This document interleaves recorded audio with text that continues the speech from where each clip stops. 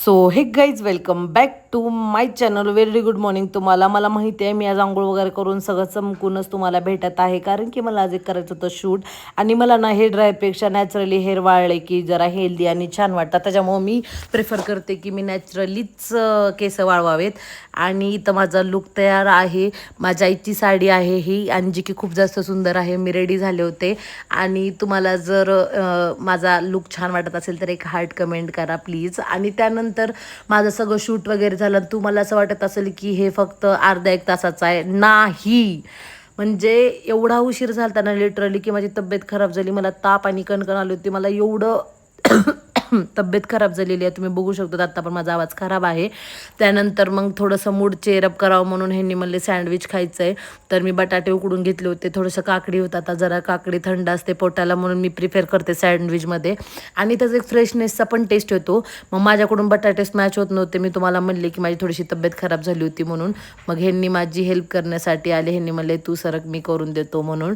कारण की बटाटे काय होते की म्हणजे जास्त ना असे असं निबरट होते, असे लवकर स्मॅश होत नव्हते. मी किती वेळ उकळून घेतलं तरी फायनली ह्यांनी मला स्मॅश करून दिलेलं आहे. माझं इथं ऑनियन सगळं चाप करून झालेलं आहे. आता पायरी होती बटाट्याच्या भाजीला फोडणी द्यायची. म्हणजे मी सँडविचमध्ये जे बटाटा यूज करते त्याला मी फोडणी देते. एकदम क्लासिक आणि प्लेन सँडविच आवडते मला. त्याच्यामध्ये काहीच तामझाम नाही आहे, फक्त जिरे मोहरीची फोडणी आणि हळद, बस एवढंच मला आवडतं आहे. मला त्याच्यामध्ये काहीच आवडत नाही. आणि सँडविच ही क्लासिकचं एक टेस्ट वेगळीच असते. जे आपण बाहेर खातो त्याच्यात खूप काय काय असते मला त्याच्यापेक्षा. आणि त्यानंतर आपलं चवीनुसार मीठ टाकलं. एकदम क्लासिक भाजी बनवली ना, आणि त्याच्यावर एक कोथिंबीरचा तडका.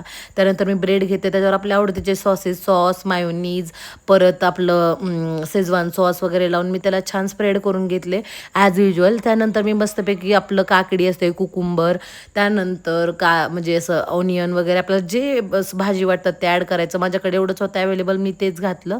त्यानंतर मस्तपैकी त्याच्यात आपली जी बटाट्याची भाजी आहे, मेन इन्ग्रेडियंट, मला तर असं छान वाटते ते.